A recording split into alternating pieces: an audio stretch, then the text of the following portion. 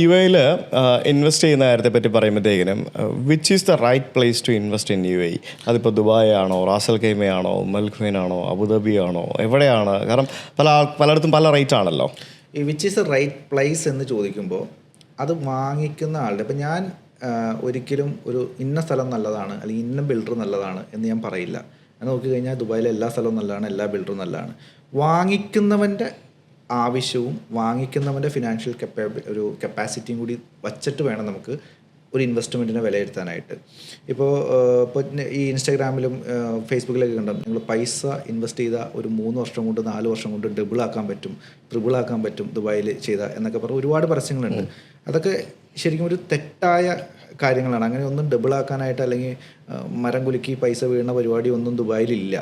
നമ്മൾ ഒരു as A investor എന്നുള്ള നിലയ്ക്ക് നമ്മൾ കൃത്യസമയത്ത് കൃത്യമായിട്ടുള്ള ഒരു ഡിസിഷൻ എടുക്കുകയും കൃത്യമായി ഇൻവെസ്റ്റ്മെൻറ്റ് എടുക്കുകയും ചെയ്യുകയാണെങ്കിൽ തീർച്ചയായിട്ടും അതിനകത്ത് ബെനിഫിറ്റ് ഉണ്ടാവും. അത് ചിലപ്പോൾ ഡബിൾ ആയിരിക്കാം, ട്രിപ്പിൾ ആയിരിക്കാം, പക്ഷെ അത് കൃത്യമായിരിക്കണം. അത് ഇൻവെസ്റ്റ് ചെയ്യാനുള്ള ഒരു കാപ്പബിലിറ്റി നമുക്കുണ്ടായിരിക്കണം. ഇപ്പോൾ ദുബായിൽ നമുക്കിപ്പോൾ അറിയാലോ, ഇപ്പോൾ നിലവിലുള്ള എയർപോർട്ട് ക്ലോസ് ചെയ്യാൻ പോകുന്നത് 2030 ക്ലോസ് ചെയ്യാൻ പോവുകയാണ്.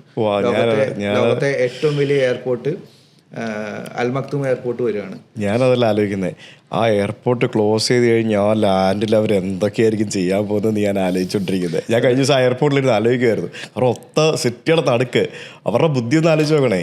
അത് അവർ ഹെറിറ്റേജ് പ്ലേസ് ആക്കി മാറ്റാണ് ആ ഏരിയ. അവരൊരു ഹെറിറ്റേജ്, എനിക്ക് തോന്നുന്നില്ല അവരങ്ങനെ ചെയ്യുമെന്ന്. അവർ അവർ ഹെറിറ്റേജ് പ്ലേസ് ആക്കി മാറ്റുമോ? കാരണം അവിടെ ഓക്കെ, നിങ്ങൾ ഉത്തരം പറഞ്ഞു. എന്നിട്ട് ഞാൻ അടുത്ത ഇതിൽ വരാം. ഞങ്ങൾക്ക് കിട്ടിയ ഇൻഫർമേഷൻ അനുസരിച്ച് ഒരു ഹെറിറ്റേജ് പ്ലേസ്. ഞാൻ കരീബിയനിൽ ട്രാവൽ ചെയ്യുന്ന സമയത്ത് ഞാൻ അവിടെ കുറേ രാജ്യങ്ങളുണ്ട്, പല രാജ്യങ്ങളും പേര് ഓർമ്മ കിട്ടത്തില്ല, അതാ പ്രശ്നം. സെയിൻറ്റ് വിൻസെൻ്റ് ആൻഡ് ഗ്രനഡൈൻസ് ആണെന്ന് തോന്നുന്നു. ഞാനൊരു രാജ്യത്ത്, ഒരു ചെറിയ കുഞ്ഞു രാജ്യത്ത് ട്രാവൽ ചെയ്യുമ്പോഴത്തേക്കിനും ഒരു എയർപോർട്ട്, അവിടെ 2 എയർപോർട്ട് ആകെ ഉള്ളത്. സിറ്റിയിലുള്ളൊരു എയർപോർട്ട്, ഒരു ചെറിയ എയർപോർട്ട്. ആ എയർപോർട്ട് അവർ ഷട്ട് ഡൗൺ ചെയ്തു. എന്നിട്ട് വേറൊരു സ്ഥലത്ത് പുതിയൊരു എയർപോർട്ട് പണിതു. ഈ എയർപോർട്ട് ഷട്ട് ഡൗൺ ചെയ്ത് കഴിഞ്ഞപ്പോഴത്തേക്കിനും അവിടെ ആ എയർപോർട്ടിൻ്റെ ATC ടവർ ഒരു ബാറ്, കുഞ്ഞ് എയർപോർട്ടാണല്ലോ, ATC ടവറിലൊരു ബാറ്, പിന്നെ ആ എയർപോർട്ടിൻ്റെ മറ്റേ പാസഞ്ചർ ടെർമിനൽ ഒരു ഷോപ്പിംഗ് മോളാക്കി കൺവേർട്ട് ചെയ്തു. ആ റൺവേ ഉണ്ടായിരുന്ന സ്ഥലത്ത് ഒരു സൈഡിൽ അവർ വലിയ ഹോസ്പിറ്റൽ ബിൽഡ് ചെയ്തുകൊണ്ടിരിക്കുന്നു. പിന്നെ ഒരു സൈഡിൽ വലിയ സ്കൂൾ, അവരുടെ രാജ്യത്തെ ഏറ്റവും വലിയ സ്കൂൾ അവിടെ നിർമ്മിച്ചു. ഒരു സൈഡിൽ അവർ ഈ പറഞ്ഞ പോലെ പല പല ഗവൺമെൻറ് ഓഫീസുകൾ നിർമ്മിക്കുന്നു.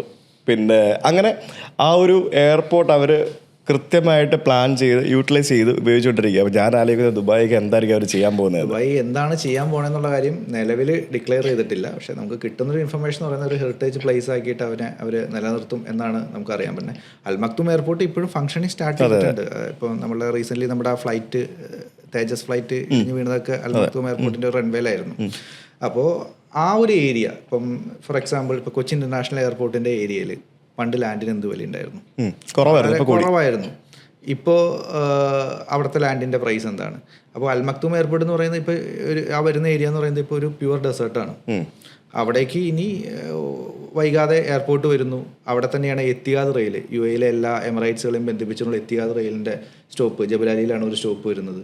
അവിടെ തന്നെ ഈ അൽ മക്തൂം എയർപോർട്ട് വരുന്നു. അപ്പോൾ ആ ഒരു ഏരിയയിൽ ഇനി ഒരു ഗ്രോത്ത് നമ്മൾ കാണുന്നുണ്ട്. അപ്പോൾ ആ ഏരിയയിലൊക്കെ നമ്മൾ ഇൻവെസ്റ്റ് ചെയ്യുക. അവിടെയും ഇൻവെസ്റ്റ് ചെയ്യുമ്പോൾ സ്റ്റാൻഡ് അലോൺ പ്രൊജക്റ്റുകളിലേക്കാൾ കൂടുതൽ കമ്മ്യൂണിറ്റികളിൽ ഇൻവെസ്റ്റ് ചെയ്യുക. ഇപ്പോൾ ദുബായിൽ അറിയാലോ, കമ്മ്യൂണിറ്റി ലിവിംഗ് ആണ്.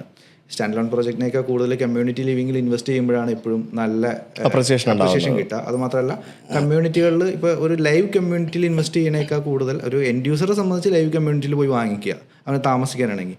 ഒരു ഇൻവെസ്റ്ററെ സംബന്ധിച്ച് ഒരു കമ്മ്യൂണിറ്റി തുടങ്ങുന്ന സമയത്ത്, ഒരു കമ്മ്യൂണിറ്റി ആരംഭിക്കാൻ പോകുന്ന സമയത്ത് അവിടെ പോയി ഇൻവെസ്റ്റ് ചെയ്യുമ്പോഴാണ് അവന് ഏറ്റവും കൂടുതൽ ക്യാപിറ്റൽ അപ്രിസിയേഷനും ഏറ്റവും കൂടുതൽ ലാഭങ്ങളും ഉണ്ടാക്കാൻ പറ്റുക. അപ്പോൾ അതിന് സമാനമായിട്ടുള്ള 2-3 അടിപൊളി കമ്മ്യൂണിറ്റിയാണ് ദുബായിൽ വരാൻ പോകുന്നത്. ഇപ്പോൾ ഒരാ കമ്മ്യൂണിറ്റി അനൗൺസ് ചെയ്തിരിക്കുന്നത് ബിങ്കാത്തി എന്ന് പറഞ്ഞ പ്രൊജക്റ്റാണ്.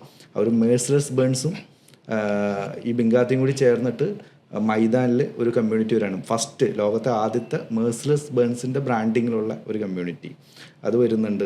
ദെൻ ഷോബയുടെ തന്നെ 2-3 കമ്മ്യൂണിറ്റികൾ വരുന്നുണ്ട്. അപ്പോൾ ഇത്തരത്തിലുള്ള കമ്മ്യൂണിറ്റികളിൽ നമ്മൾ ചെറിയ അപ്പാർട്ട്മെൻറ്റോ ചെറിയ വില്ലാസോ ചെറിയ ടൗൺ ഹൗസോ മേടിക്കുക. അവിടെയായിരിക്കും കുറച്ചും കൂടി ലാഭം നമുക്ക് ഉണ്ടാക്കാൻ പോകുന്നത്.